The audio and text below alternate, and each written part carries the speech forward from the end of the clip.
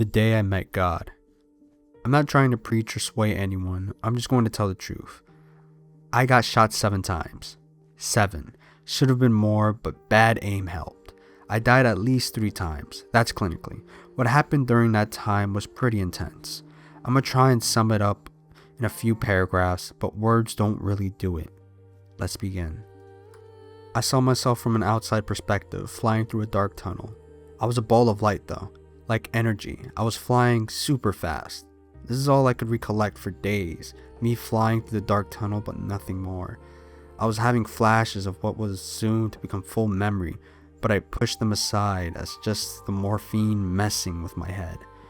On the 3rd day, I was in the hospital. A surgeon came in and asked me if I remembered waking up after they shocked me and pumped me full of adrenaline. I had no recollection at all.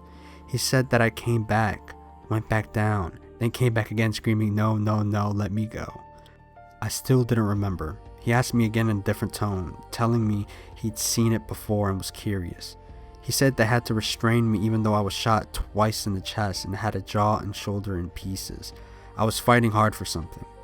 As it started to come back, I denied remembering anything again because I didn't want to sound crazy. I'm not crazy.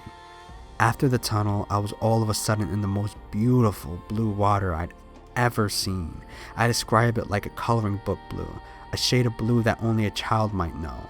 When was the last time you played with crayons? On each side was grass that was just as beautifully colored as the water. There were people lined up on both sides, though I didn't pay attention to them much. I'll never forget the smiles and the love I felt radiating from every direction, especially right in front of me.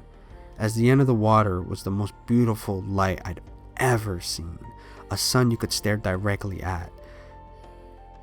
With all of my love, I had to get to it, like a child loves candy. I needed it. I don't know why, but it was my entire life wrapped up into one mission. Get to this beautiful light. It gets blurry here, but I remember being right there in front of it, feeling an ecstasy no person on earth can explain unless you've experienced it. There's not a word in the English language that explains it. Apparently, they shocked me. I came up, went back down. That part I kind of have a recollection of. It was then that God spoke to me.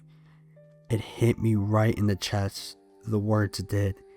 He said something along the lines that it's not your time or I'm not ready. It wasn't words, it was energy being passed from him to me. So the second time the surgeon asked, it came back quickly. Everything that happened, I remember not wanting to leave. I remember the love, the light, the ecstasy of what home really feels like. The fight I put up, how dare them take me out of there. Next time you leave work, friends, a restaurant, and say you're going home, just remember that while home is where the heart is, you're not home yet. You'll all inevitably see eventually, and it's nothing to be afraid of. When we cry at a funeral, that's us being selfish that we didn't do this or that. The person you're crying for is yourself. The person that passed did just that, passed the test of life and is now full of more love than you can imagine.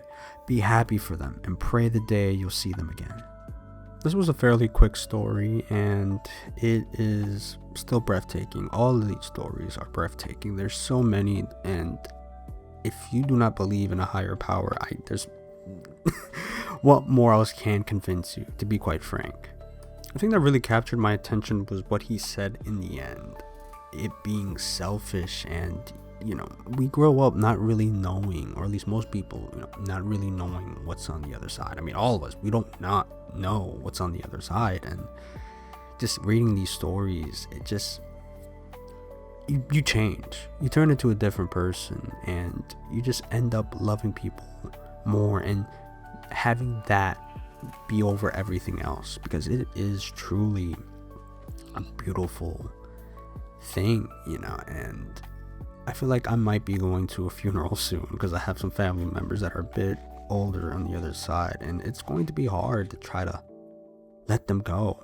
And him saying selfish is a very, very strong term, because you won't be able to see this person for a very, very long time. Hopefully we're living until we're 100 or so. Okay, we're living full-fledged lives, but just to have the belief and understanding that you're going to be seeing this person after you pass is it's hard to believe, to be quite frank, but it's what's going to happen. I mean, look at all these stories. It's insane.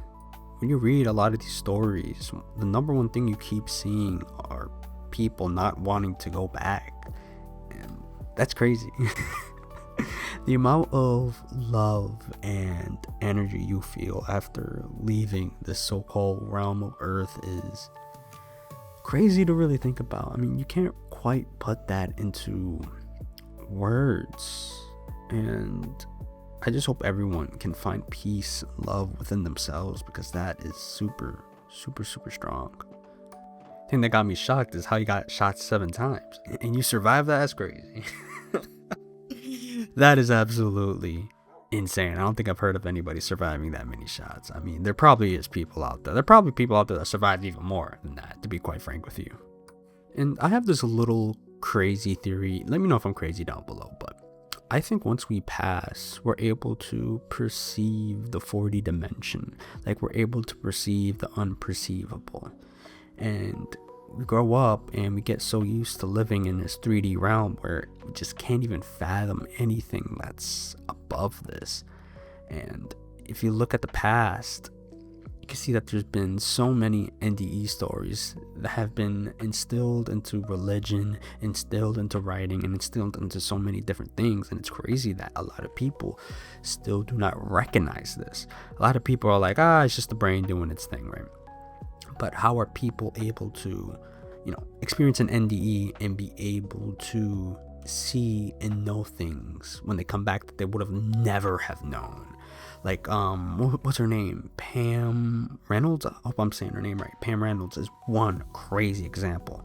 There's also another example of this guy that's blind. I don't know his name specifically. I'll do a better job, but there's this blind guy who was able to see and be able to articulate that.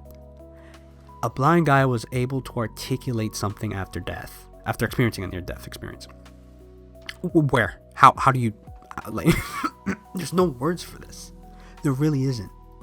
Like, a lot of these stories have so many similar elements, especially compared to people that speak different languages, that come from different backgrounds, even different religions. They all say the same thing, more or less. So what does that mean when you have a bunch of people that experience the same thing and say the same thing?